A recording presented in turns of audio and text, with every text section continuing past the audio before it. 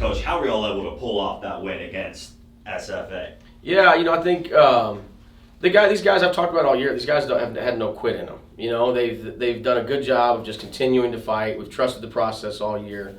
We were down. I do think the trip played some part in that. I mean, that's probably the hardest road trip of the year because you don't fly it. And it's a long ways down to the valley, and then we actually figured this out on the way over there. The bus ride from Rio Grande Valley to SFA is longer than the bus ride from Grand Canyon to Cal Baptist. So we might have done that one backwards. I'm not sure, but all that travel, playing a tough game on Thursday, and then busing over all the way Friday. I do think that played a part in the start of the game a little bit. I think we were a little fatigued, and I was pretty hard on the guys in the first half. And we gathered ourselves at halftime, and we just talked about winning 4-minute games. We diced up the second half into 4-minute intervals and just said, hey, we're trying to win 4-minute games. And we lost the first 4 minutes, and I think we won every 4-minute game after that. And then once it started going our way, the guys started believing a little bit, found some energy. It was as good as our bench has been all year. The zone helped us. Nobody ever expects me to go zone. I don't think I've gone zone in 3 years, and so it wasn't something they were probably very prepared for. And so I think we caught them off guard, for 4 or 5 possessions before they could kind of figure out how to attack our zone. And at that point, our guys kind of started believing in it a little bit. So I think the zone obviously helped us a bunch as well. That 4-minute interval you were talking about, that's very interesting. When did you incorporate that in your teaching, and how long have you preached that to your guys? Yeah, we've talked about that for a long time here. Is just 4-minute games. Because I think if you don't do it that way, then you try to get it all back at once, and that's what we talked about at halftime. Like you can't get all this back at once, man. If you do that, you end up losing by 20, 25. And it gives you something to talk about. At the 4-minute media, it's like, look, we won that one by 2. We were down 17, but now we're only down 15. We cut into the deficit. Let's try to win this one by 4 or 5, and that's what we were kind of able to do. I mean, I think our only lead of the game was the last lead. It was the final score, and so we've been there before. We have guys on this roster that've been there before. I mean, last year we were down 20 at Bakersfield and came back and won, and we'd kind of. That's the thing you try to preach is, look, we've been there, and we've been in close games. We knew. It's a good thing, I guess, SFA didn't need a 3 because we haven't had much success there this year. But, we've been in so many close games this year. I think our guys are used to it. And so when we kind of cut it down to a close game, I think our guys started believing a little bit that we knew how to handle it. And then my final question about that game. You guys were down 55-39 in the second half. I mean, when did you feel the momentum shift? I don't know if I ever did. I mean, me personally. I think the players did. But it was one of those things where I kind of looked up and I was like, man, we're only down 5 or 6. I can't remember what it was. And like, hey, we have a chance here, And so I really did feel at halftime. I felt good at halftime. I mean, I was pretty hard on the guys at halftime. I didn't want them to know I felt good, but I think the way that they responded, the way that they handled themselves, and he scored on the last possession of the half, SFA did. But we guarded. It was probably our best defensive possession. And so I knew that we were still guarding. It just kind of triggered something in my mind. We're still guarding.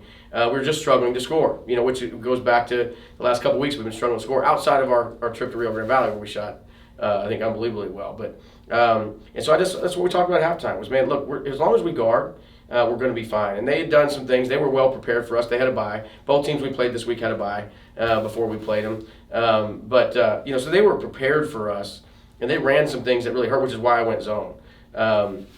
But I think if you want to pinpoint maybe one moment where the game, it was the 4 or 5 stops in a row. I think we finished the game with 10 stops in a row, and that's rare, So I credit our guys for just continuing to fight, And it was the best bus trip we've had in a while. So coming home. Actually, you know what? Now that you talked about defense, I do want to talk about that final sequence from Arion's game-winning shot to that beautiful defense, that last stop. I believe that was Kavion that did that. I mean, why were those guys able to clutch up like that? And as a coach, I mean, how rewarding is that to see them do that? Yeah, it felt great. I mean, just to see them.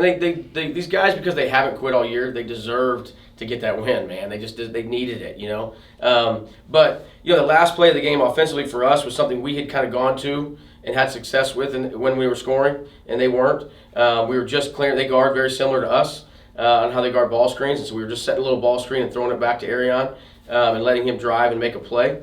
And he had the opportunity in that last play. Sometimes it's score, sometimes it's pass.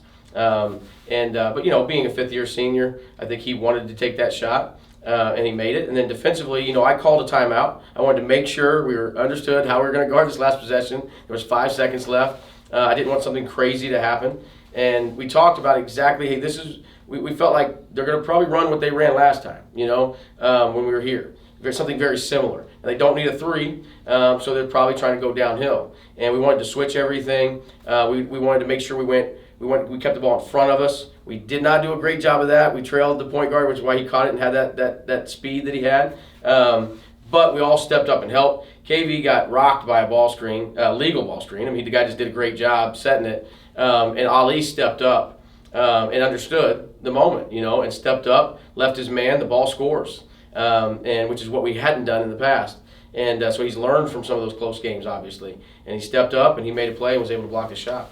Coach, the road of trying to get into that postseason WAC tournament there's always bumps along the way. 2 tough road games next, pushing for that playoff spot. First against Cal Baptist, and then the leading Grand Canyon. How do you guys rise up to that occasion? Yeah, we're at home. We're at home. Oh, you guys are at home. I'm sorry. You're good. You're good. We're at home. But 2 really good opponents. Two teams that are playing for conference titles. And so they're not going to just stand there and let us beat them. And so we're going to have to be on our A game for sure. And especially after 2 big road games.